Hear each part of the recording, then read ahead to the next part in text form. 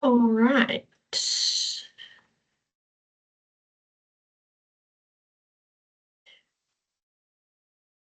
Alrighty, I believe we're recording now. So welcome everybody. Thanks for coming along today to our carbon farming frequently asked questions webinar.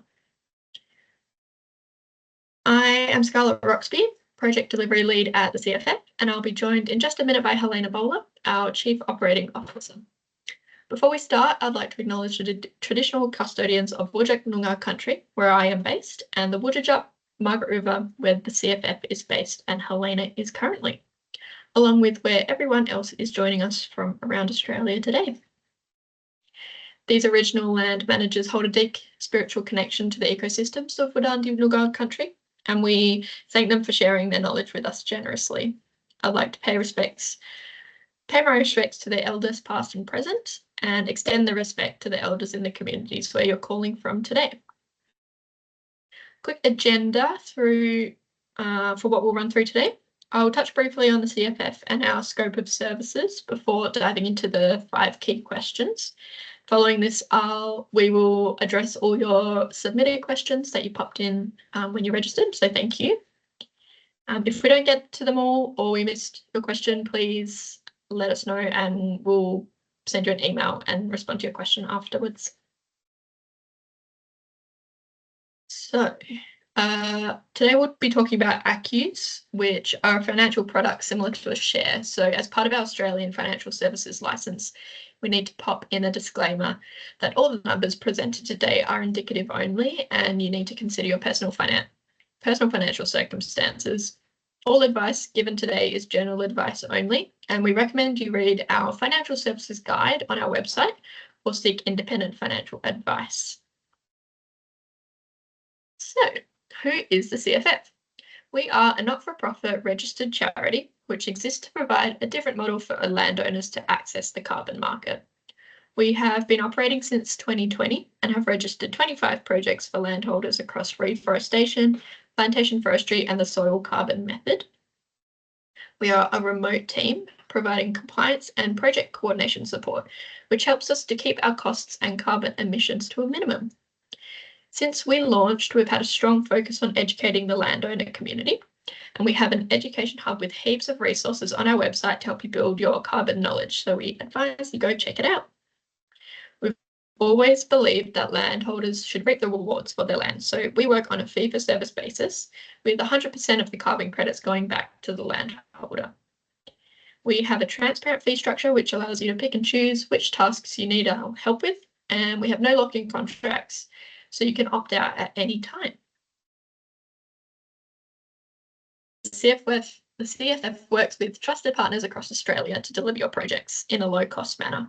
We aren't foresters or agronomy experts, but we stick to the compliance with the ACCU scheme methodologies and support the project facilitation. The project holder owns the project and the land, which means they hold the power and responsibility for the project, and they're entitled to 100% of the carbon credits. It's important you build a relationship with these chosen experts and are able to oversee the on-ground works to ensure the project is delivered in line with your needs. The local experts that you engage can vary from accounting or tax advice with regards to carbon credits, or site preparation, planting crews for planting on the land. There are many ways for projects to be established on ground, and surrounding yourself with the right people is most important.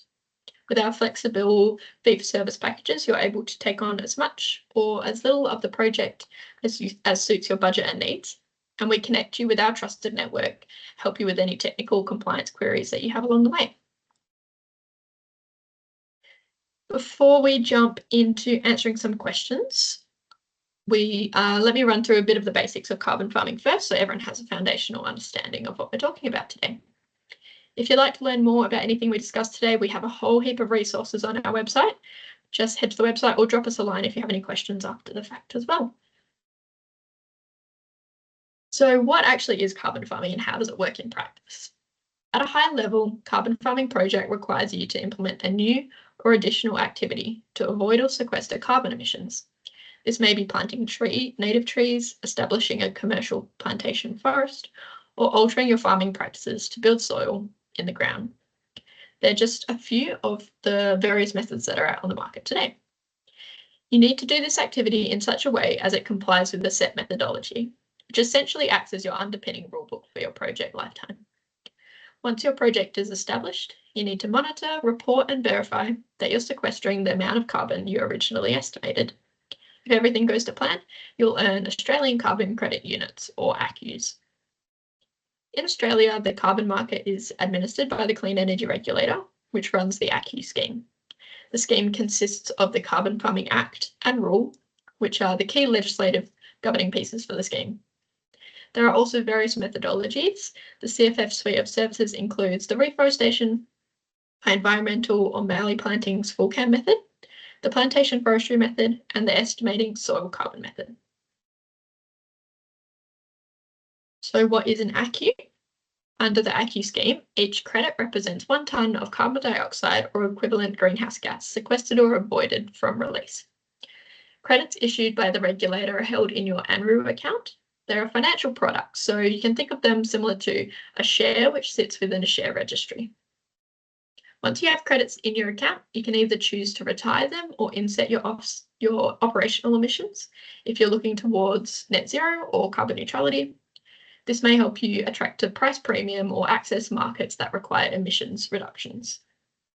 Alternatively, you can hold onto your credits for your balance sheet for future use.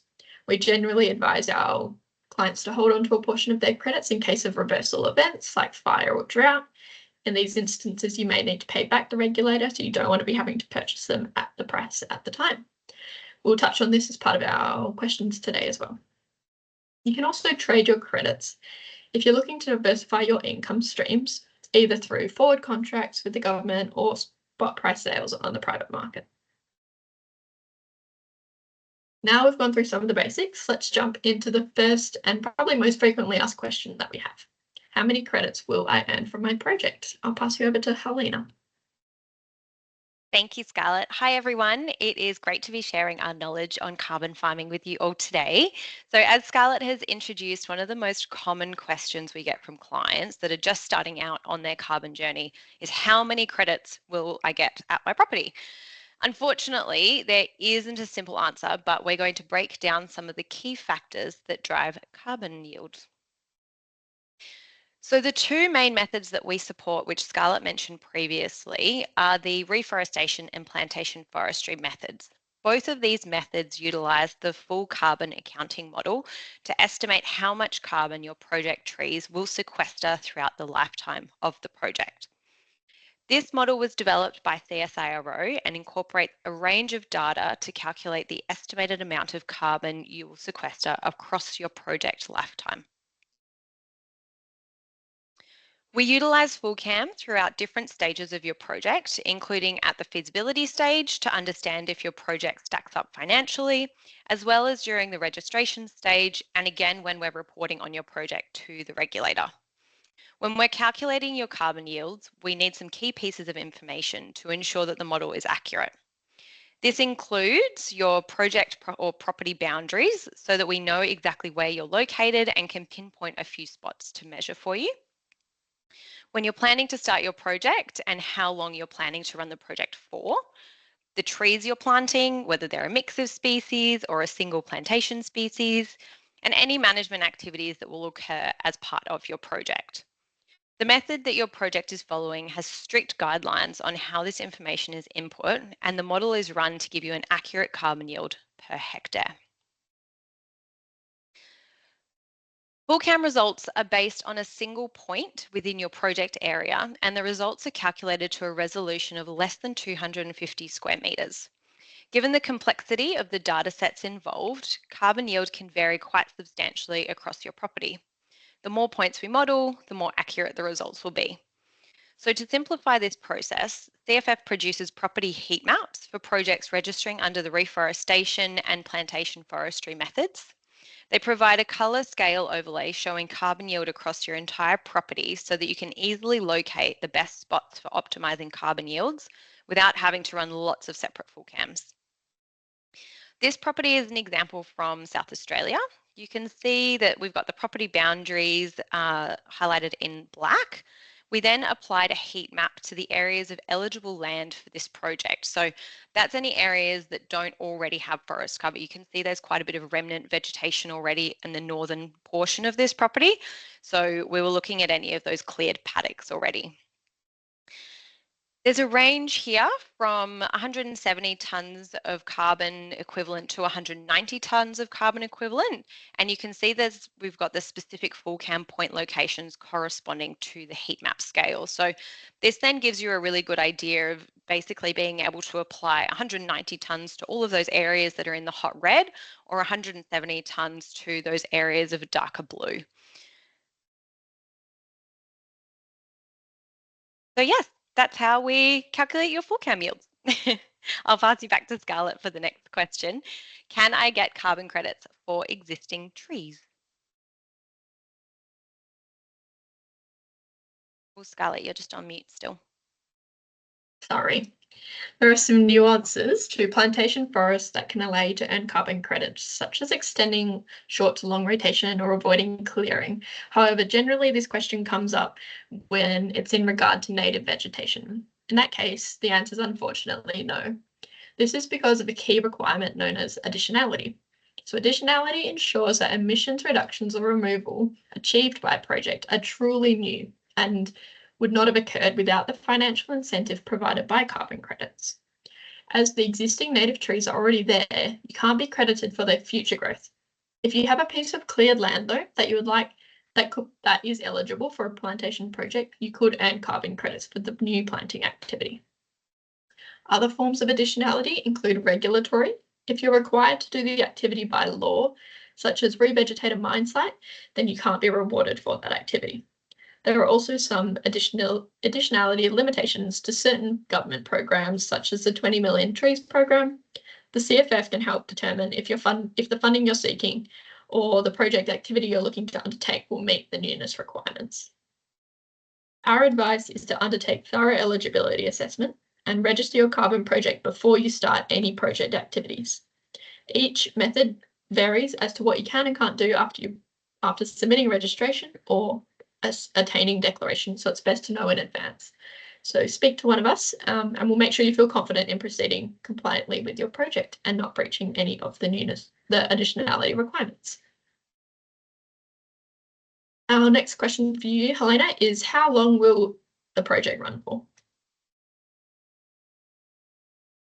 Great question. So to answer this question, we need to know two key terms that are essential to ACCU scheme projects. This is the crediting period and the permanence period.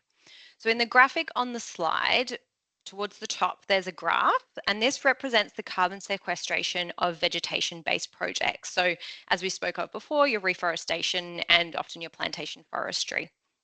We generally see that the amount of carbon your project sequesters increases quite quickly while your trees are growing and then slows down once your trees have matured. This carbon sequestration generates ACCUs for a 25-year period, which is known as the crediting period and is represented in the graphic above with the dark brown arrow. This is the period in which your credits are issued and starts on your registered project start date and then continues from that start date for 25 years. When you register your project with the Clean Energy Regulator, you will also need to nominate either a 25 or 100-year permanence period. This is the time frame in which you're committing to run your project for and doesn't actually commence until you submit your very first offset report and are issued your first ACCUs. This means that if, for example, you choose to undertake a 25-year permanence period for a plantation forestry project and you complete your first report in year 3 of your project, you will need to continue to manage the trees in this project for a total of 28 years from your project registration. As you can imagine, committing to a 100-year project has a higher risk profile as you're required to continue to maintain the trees for a significant amount of time beyond the end of your crediting period. So it's about 75 years that you're not actually receiving credits for, but you still need to make sure that the forest is meeting all of your obligations. However, these projects are viewed by the regulator to be more permanent and therefore they are entitled to more ACCUs than those undertaking a 25-year permanence period, which gives some incentive for landowners to opt for this longer permanence period. Now that we understand the crediting period and permanence period, we can then zoom into the key stages within a project. So when you're setting up your project, we usually find the feasibility stage takes around 3 to 6 months. This involves some initial discussions to understand your project goals and ensure that you're comfortable with the feasibility of the project financially as well. The project registration phase then usually takes around 6 to 9 months, depending on how quickly the information can be gathered. This does include a 90-day assessment period by the Clean Energy Regulator as well. From there, you can then commence your project establishment. This can take some time as you need to undertake any baseline sampling for soil carbon, or you might need to wait for the propagation of seedlings for vegetation-based methods. You may also choose to plant over multiple years to be able to spread costs and give yourself a more flexibility if you are planting out quite a large area. Once established, you then enter your project monitoring phase. The CFF are available to support you throughout on a fee-for-service basis. You likely won't really need us every year, but we can stay in touch to ensure that you're across any of your obligations and that your project is progressing successfully. At intervals of up to 5 years across your 25-year crediting period, you will need to report on your project to the Clean Energy Regulator, which may also require audits to verify the accuracy of the reports. And we'll touch on both of those a little bit later. Every reporting event will trigger the issuance of ACCUs, which you can then sell, hold, or retire. Whichever stage of your project you're at, the team at CFF have ample experience and we're well placed to support you throughout. Jumping to our next question, over to Scarlett. What happens if there's a fire? Beautiful. All right. Well, fires are a natural part of Australia's environment. However, the increased frequency of bushfires poses a risk to carbon projects, from the destruction of vegetation or crops, releasing stored carbon back into the atmosphere. Bushfires reverse the hard work that you've done to sequester carbon into your trees or soil. It is critically important that you do not underestimate the importance of being proactive when setting up your project, whether for bushfire or any other risks. Be proactive during your planning phase of your project by incorporating bushfire risk assessments into initial stages of project planning. Strategically select sites for planting with lower bushfire susceptibility. Opt for native species that are more resilient and adaptive to fire. These species can recover quickly post-fire, ensuring the longevity and sustainability of your planting project. Establish clear fire breaks and buffer zones around planting areas. These act as barriers, slowing down or halting the spread of fires, protecting the core planting zones, as well as the surrounding community. Finally, collaborate with your local community, fire authorities, and other stakeholders to develop and implement fire management plans. Community involvement ensures a coordinated response during fire events and enhances the overall resilience of the project and the community. So with all these mitigation strategies in place, it is also important to know what the Clean Energy Regulator's official policy is on bushfire loss. First and foremost, notify the regulator after the bushfire event. If reasonable action was taken to reduce the fire risk, but tree loss from the fire was unavoidable, the carbon farming scheme provides some flexibility. Credit issuance is paused until carbon stocks return. This will be done through the regeneration of project vegetation or planting to return the affected area's carbon stock to its pre-disturbance state. Once the carbon stock has caught up, the crediting period will resume. Ultimately, your crediting period won't extend past the 25-year mark following your crediting start date.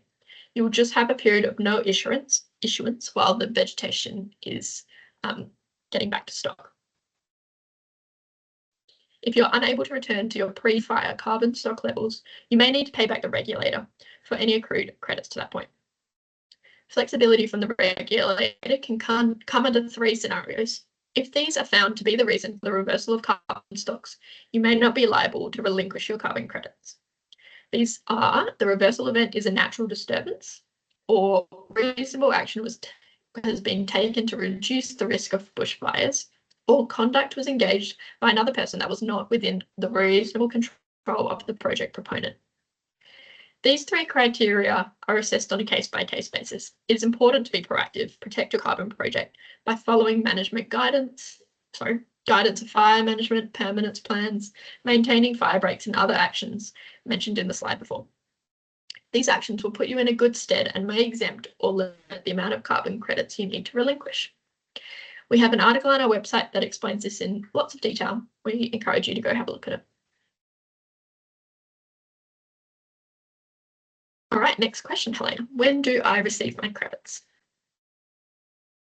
Thank you, Scarlett.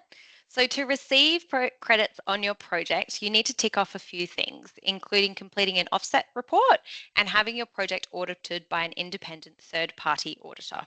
We can support you through this process with your first offset and auditing needing to occur within 5 years of your project start date. So when completing your offset report, you'll need to provide all of your records since you started your project, complete updated mapping of your project, and calculate the amount of carbon that you've sequestered so far in FullCAM. We can help you collate this information in alignment with the methodology, and then all of this needs to be audited by an independent third party. This needs to be done by a registered auditor who has no personal interest in the project and can provide an independent opinion on whether the project is compliant with the methodology or not. We do have a blog explaining more about audits on our Education Hub as well, if you're looking for further information on that topic. There's a little snapshot of it in the bottom right of this slide. When everything has been ticked off by the auditor, we then submit everything to be assessed by the Clean Energy Regulator. If they're happy with the status of your compliance and the number of credits that you're claiming, then you'll be issued your credits into an ANREU account. Now, ANREU stands for the Australian Registry of National Emissions Units, and Scarlett mentioned it at the very beginning of our webinar. This is a secure electronic registry that tracks and stores credits issued to projects approved under the ACU scheme, as well as other emissions units issued under things like the Kyoto Protocol. So it's a really large registry. You and or your company will need an ANREU account if you wish to own, sell or retire ACUs. Think of it as like a bank account or share account, except it holds ACUs instead of money or shares. So how do you know how many credits you'll be issued each time you submit an offset report? Well, this will depend on your project's carbon yield, of course, but however, we find that most projects will see about 60% of their credits received in the first 10 years. In the graph on the left, we have circled potential reporting years where your credits are to be issued. For example, if you completed your first report in year 3, you would expect to receive approximately 12% of your total credits. The Clean Energy Regulator requires you to submit an offset report at least every 5 years. However, to give yourself some flexibility in timing, we often recommend completing your first report at year 3 and then in 5 yearly intervals after this to try and keep your costs to a minimum. You can, however, report as little as every 6 months if you did want to have a consistent flow of ACUs coming through from your project.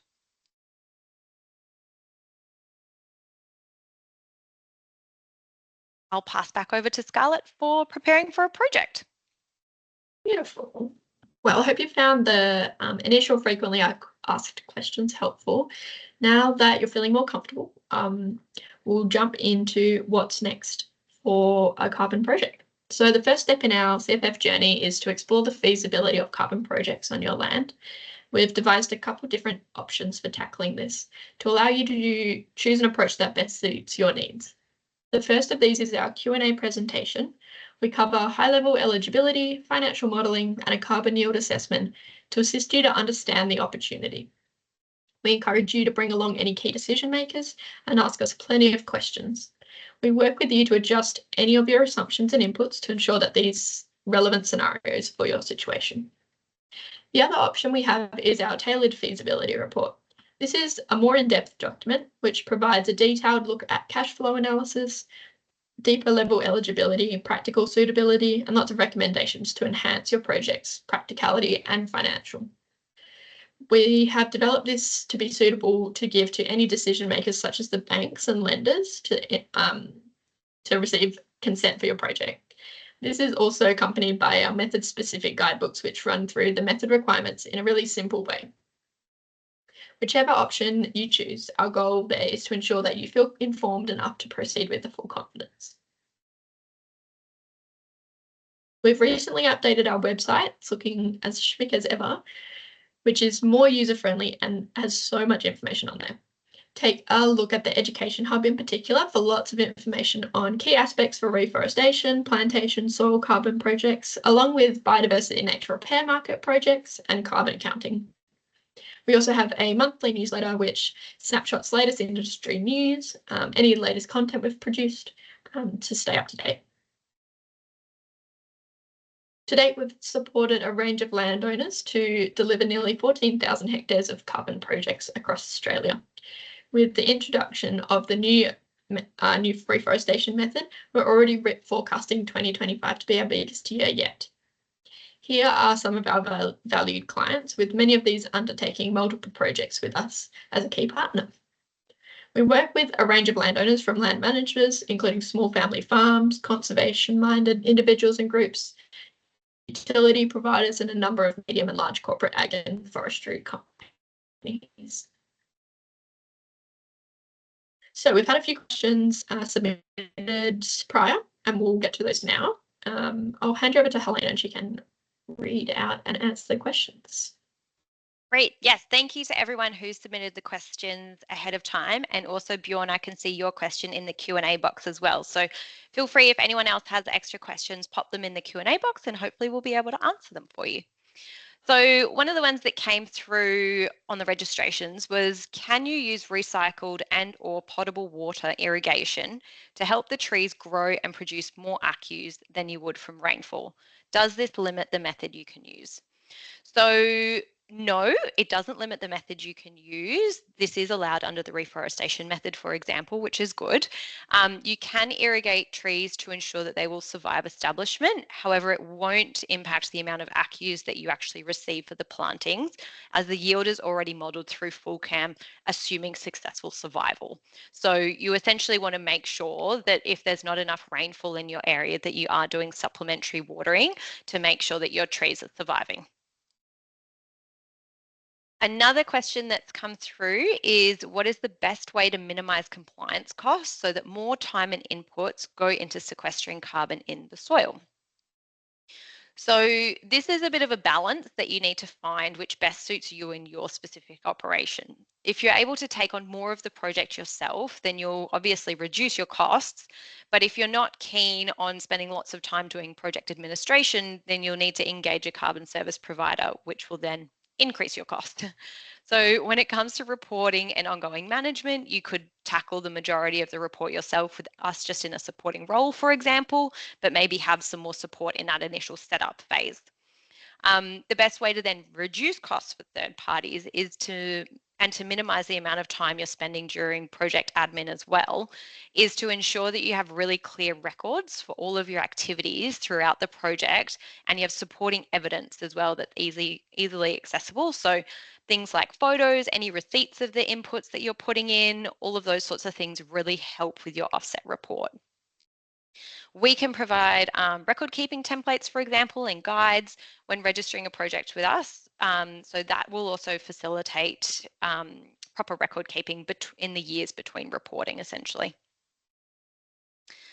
Another question here is, how many farmers are using regenerative agriculture in a form that stores carbon in soils in Australia? So we have quite a large number of regenerative farmers here in Australia, and a lot of them are increasingly undertaking their own carbon projects, as their practices are inherently centred around building a resilient system, which includes building soil carbon. The soil carbon method provides the incentive to non-regenerative farmers who want to perhaps test new regenerative practices and be rewarded for the carbon that they build in their soils.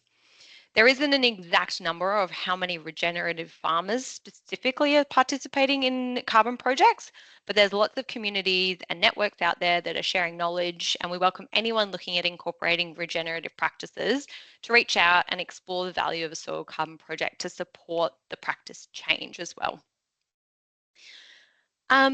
Jumping over to Bjorn's question, do accus issued in the 20th year need to be monitored for permanence for 25 years from the 20th project year or only from the first issuance of ACCUs. I believe this is in relation to the question on timelines that we were answering, where I said that permanence period starts from your first offset reports and your first lot of credits being issued.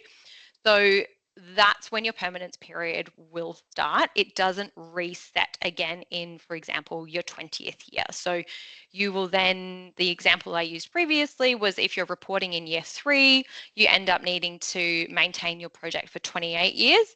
That won't then blow out for an additional 25 years beyond your 20th year, making it a 45-year project. So once you've set the start of your permanence period, that date doesn't move.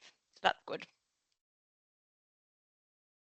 Great. Does anyone else have any other questions that they'd like to pop in the Q&A box? I'll just give you a couple of minutes. Otherwise, we can wrap up early. We have a couple more questions. We've got one from John. How do you find that your feasibility estimates reflect the credits issued once a project starts? And are they on the mark? Good question. Yes, absolutely. So feasibility estimates are usually pretty close. I mean, we use FullCam, as I mentioned, at the beginning of that stage. So we will try and get as much information from you as possible in terms of like your planting design and those sorts of things to inform our feasibility assessments. And the more information we have on that, the more accurate they will be. We also, within our feasibilities, present a low, medium and high scenario, which helps to just iron out some of those differences that we do see across the properties as well. So that's really helpful. It basically means that people can make a really informed decision. As Scarlett mentioned as well, if we are doing, for example, a feasibility presentation, which is kind of this question and answer style, it means that we can then tweak adjustments as we go and as we find out more about the project. So by consistently updating our assumptions and updating our FullCam yields, it means that we can get pretty accurate with what we expect people will receive. Of course, though, at the end of the day, once it comes to actually doing your credit issuance, it will also depend on how many hectares of your plantings have survived, all of your different land management activities. So it really depends, but we've been pretty close so far, which is good. On the same sort of vein of the low, medium and high, we have a question that is, what is the cost range to establish and maintain an environmental planting project? Yeah, good question. So again, it does depend on your region and where you're located. For example, we do see that more remote projects can be a bit more expensive simply because it costs more for contractors to get out there. So for example, if you're doing a soil carbon project, it might be a bit more expensive for contractors to go out and take the soil samples. Whereas for reforestation or plantation, it might cost a bit more for planting contractors to get out there. We tend to model, again, low, medium, high sort of scenarios for planting between 2,000 and 4,000 per hectare of just your planting costs. And then on top of that, you've obviously got your setup fees. So things like registration with the CER, which is actually free. You don't have to pay the government to register, which is great. But any support you may need, we normally budget between 60 and 80,000 sort of thing, depending again on the size of your project. And then for your ongoing costs, we've seen audits cost between around 18 roughly to 30,000, I believe. We've got some more details on that in our blog, and then offset reports as well, depending on the methodology that you're undertaking.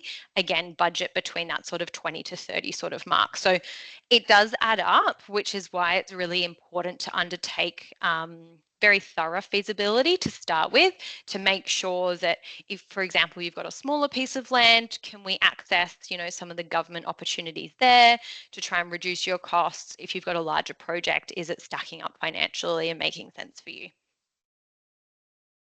Beautiful. Just to answer Liz's question, we have some resources, so I'll reach out to you after the webinar and can share those.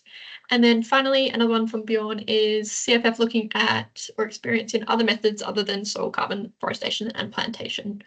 We haven't just yet, though we are looking at biodiversity methods. So we have a suite of services to do with accounting for nature repair market method coming on board. We'll see how that pans out. But no other carbon methods as such for the moment. Beautiful. Well, if anyone thinks of any questions after the fact, please send us an email. Any last words from you, Helena? No, that's just been great. Thank you all so much for sending through all of the questions. As Scarlett mentioned, we will obviously send through the recording as well. So yeah, no, it's just been great. Thanks, everyone. Beautiful. Have a lovely day, everyone, and we'll see you at the next webinar, I'm sure.